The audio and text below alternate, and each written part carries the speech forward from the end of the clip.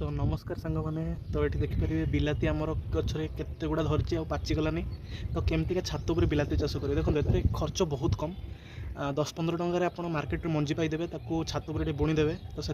minimum 20-30टा तो मंजी निहाती पाइबे जदि भी मंजी न पाँच मार्केट जो बिलाती आस मंजी छाणी रखिदेकी से भी गछ उठे पारे आउ माटी केमती प्रिपेरेसन करेंगे जदि सहर रोचे तो माटी आपन को निहाती कौटी ना कौटी मिल जाए जदि न मिलूँ तो भर्मी कंपोस्ट कोकोपीट आनीपारे आउ जरी दरकार एमतीका ग्रो बैग जेटा कि किलो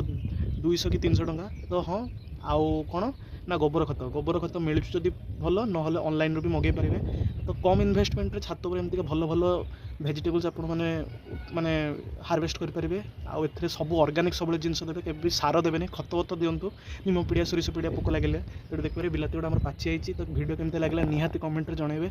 आ देखो ये चढ़ई गोटे खाई बिलातीटा काली पाची जाइए मो आण ना